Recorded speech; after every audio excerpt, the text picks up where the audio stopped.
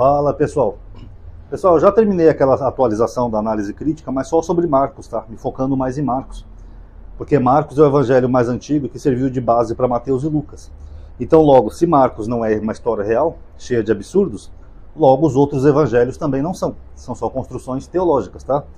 Teve um rapaz que perguntou aí por que eu não falei da ceia. É porque eu já fiz vídeos anteriores aqui falando da ceia, né? Que aquele é um ritual que parece mais mitraico, né? Que você comeu o pão e o sangue, simbolizando a carne e o sangue de uma divindade. Isso era um ritual de Mitra, tá? Já tem no canal para quem quiser ver. E um rapaz perguntou também se eu tinha essa sériezinha em esboço. Eu tenho um PDF que eu vendo chamado Análise Crítica do Novo Testamento, tá? Se alguém tiver interesse em comprar, meu contato está aí na descrição do vídeo. É só mandar uma mensagem no WhatsApp, fazer o Pix, que eu mando pelo WhatsApp mesmo, ou por e-mail, o PDF, se a pessoa quiser, tá bom? Agora eu vou falar um pouco de Êxodo, pessoal, para não ficar só no Novo Testamento, senão algumas pessoas ficam aí reclamando que eu só falo do Novo Testamento. Então vamos dar uma analisada em cada pontinho aqui do Êxodo. Será que o Êxodo é uma história real? Vamos analisar. Aqui no versículo 6 do capítulo 1, que aqui no comecinho é só a descendência das famílias. Então eu vou começar aqui no versículo 8, tá? Chegou ao poder sobre Egito um novo rei que não conhecia José. Ele disse à sua gente: eis que o povo dos israelitas tornou-se mais numeroso e mais poderoso que nós. Olha o que a Bíblia está informando. Que os israelitas eram maior em número e poder. Quer dizer que tinha mais israelita no Egito do que egípcio. Isso segundo a Bíblia. Vinde, tomemos sábias medidas para impedir que ele cresça. Pois do contrário, em caso de guerra, aumentará o número de nossos adversários e combaterá contra nós, para depois sair do país. Portanto, impuseram a Israel inspetores de obra, que é uma tradução mais correta, para tornar-lhe dura a vida, com trabalhos que lhe exigiam. Foi assim que ele construiu para Faraó as cidades armazém de Pitom e Ramsés. Aqui a Bíblia de Jerusalém comenta que esse daqui é o nome da residência do faraó Ramsés II no Delta, identificado como Tanis ou Cantir. Essa menção aponta Ramsés II, de 1290 a 1224 a.C., é claro, como faraó opressor, fornece aproximadamente a data do Êxodo. Mas aqui tem um probleminha aqui, pessoal. Essas cidades realmente existem. Uma era a cidade do faraó Ramsés.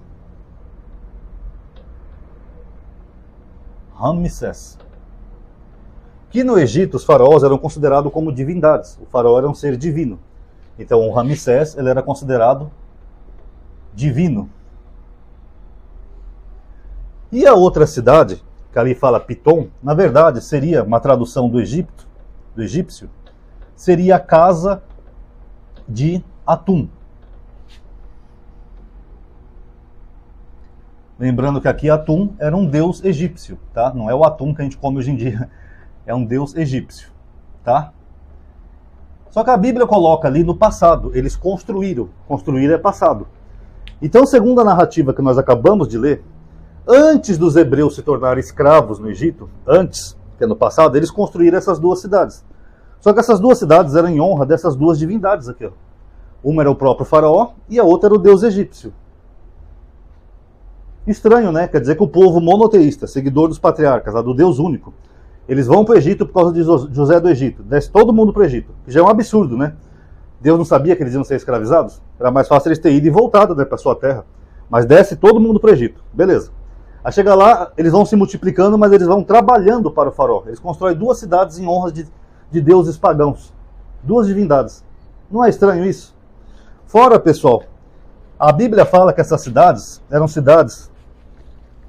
Deixa eu ver, deixa eu até ver aqui como eles colocam aqui. Cidades armazéns. Ó, cidades armazéns. Opa, só que tem um probleminha aqui, pessoal. Essas cidades existem até hoje, né? A arqueologia prova.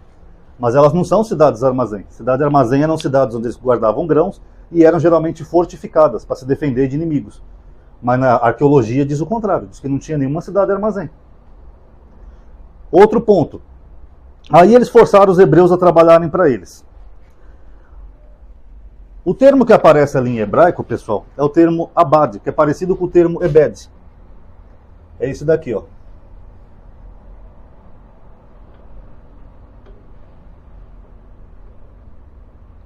Abad tem dois sentidos, pessoal. Pode ser um escravo ou pode ser um servo, alguém que presta um serviço. Só que geralmente na Bíblia, servo, eles usam o termo ebed, tem um outro termo próprio, mas abade também pode significar servo, alguém que presta algum tipo de serviço, tá? E o que acontece aqui nessa questão dos servos? Os egípcios, segundo a história, eles nunca tiveram trabalho escravo em toda a história do Egito. Não existe. Até aquele professor Zahi Hawass, que é um dos maiores egiptólogos atualmente, ele tinha até um programa muito legal no History, né? Acho que era Caçadores de Múmia ou algo assim. Ele mostrou lá a Grande Pirâmide do Egito, que tem uma gárgula lá dentro, que mostra os trabalhadores, operários, assalariados que construíram a pirâmide. Então nunca teve trabalho escravo no Egito. Não era a prática comum do Egito. Então nós temos duas hipóteses aqui.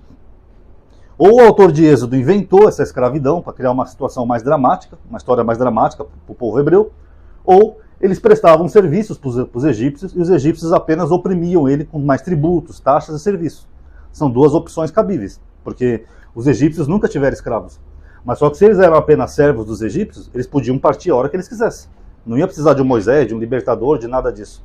Até porque, segundo a Bíblia, nós acabamos de ler, os israelitas eram mais numerosos e mais poderosos que os egípcios. Como é que você escraviza um povo que é mais poderoso que o seu? Explique aí para mim. Que escravidões nós tivemos muitas na história da humanidade. Mas é sempre um país mais forte que oprime um povo mais fraco. Vamos pegar, por exemplo, a escravidão africana. Eram os europeus, que eram mais fortes, tinham armas, né, tinham armas de fogo, que escravizavam os africanos que não tinham essa tecnologia. Então, pela lógica, sempre é o povo mais forte que escraviza o povo mais oprimido. Já que não. Aqui a Bíblia nós acabamos de ler. Eles falam que os israelitas eram mais numerosos e eles eram mais poderosos que o faraó, que os egípcios. Como é que eles conseguiram escravizar então esse povo? Complicado, né, pessoal? E essas mentirinhas aqui, ó, da cidade armazém, cidades também que eram em honra a divindades pagãs, não faz muito sentido, né? Quer dizer que eles eram fiéis ao Deus verdadeiro, mas estavam lá construindo cidades em referência a divindades egípcias.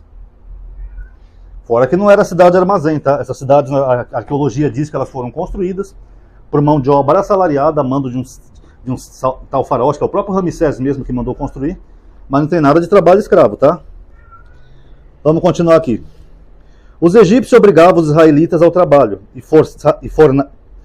e tornavam-lhe, amarga a vida com duros trabalhos.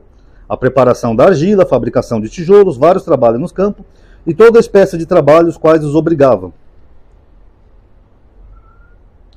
O rei do Egito disse às parteiras dos hebreus, das quais uma se chamava Sefra e a outra Fua: quando ajudardes as hebreias a darem à luz... Deixa eu só ver um detalhezinho aqui.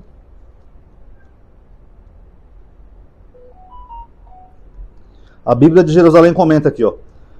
Nesses versículos, as medidas tomadas para o aniquilamento dos meninos, né, os meninos dos hebreus, não concordam com as necessidades da corveia. Corveia é trabalho forçado. O que a Bíblia está dizendo? Que não tem nada a ver você escravizar um povo e querer matar os meninos desse povo. Não tem uma justificativa lógica aqui na Bíblia. No filme que foi feito, Os 10 Mandamentos, né, que usou não só a Bíblia, mas Filo, Joséfo e outras fontes, eles dão a entender que o faraó teve uma previsão, né? Os magos previram que ia nascer um libertador do povo hebreu. Isso no filme, na dramaturgia. Agora aqui na Bíblia não tem nada disso. Simplesmente o faraó decide matar os meninos, que não tem nenhuma relação com o trabalho escravo. Quando ajudardes as hebreias a darem à luz, observai as duas pedras. Se for menino, matai-o. Se for menina, deixai-a viver. As parteiras, porém, temeram a Deus e não fizeram o que o rei do Egito lhe havia ordenado, e deixaram os meninos viverem. Assim, pois, o rei do Egito chamou as parteiras e disse-lhes: por que agiste desse modo e deixaste os meninos viverem? Elas responderam ao faraó: as mulheres dos hebreus não são como as egípcias, são cheias de vida, e antes que as parteiras cheguem já deram à luz. É mentira, tá? Elas estão mentindo para proteger a vida de criança. Por isso Deus favoreceu essas parteiras, essas que mentiram. E o povo tornou-se muito numeroso e muito poderoso. O povo poderoso. E porque as parteiras temeram a Deus, ele lhe jurou uma posteridade. Então o faraó ordenou a todo o seu povo: jogai no rio todo menino que nascer, mas deixai viver as meninas. O que acontece aqui? As parteiras ficam com dó das hebreias, elas inventam essa mentirinha aí para o faraó, e aí Deus se agrada delas e ele faz um favor para elas. Ele deixa elas ter uma posteridade. Algumas bíblias falam que elas ganharam casas, tá? Mas é que Deus teve um ato benevolente com as parteiras. Agora eu pergunto, se Deus Todo-Poderoso, ele pode ter um ato benevolente com parteiras que agiram bem? Por que ele mesmo já não fez um ato para acabar com a opressão do povo dele no Egito? Ele podia fazer isso estalando os dedos. Ó. Israel não ficará mais no Egito. Fazer que nem o Thanos. Pum! E aparecer aquela multidão toda em Israel.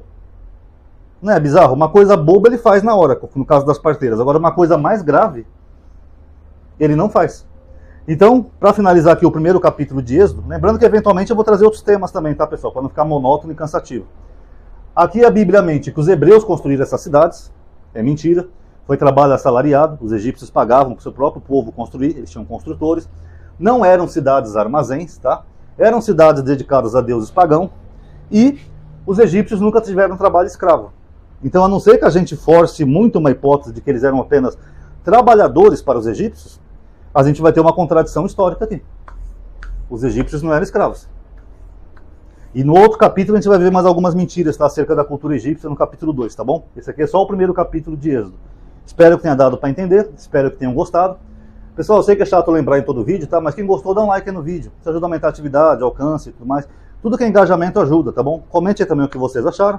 Obrigado aí por ter assistido. Gostei muito da live ontem, tá? Tô pensando em fazer com mais frequência as lives, que agora estão ficando mais divertidas. Obrigado aí por ter assistido. Paz a todos.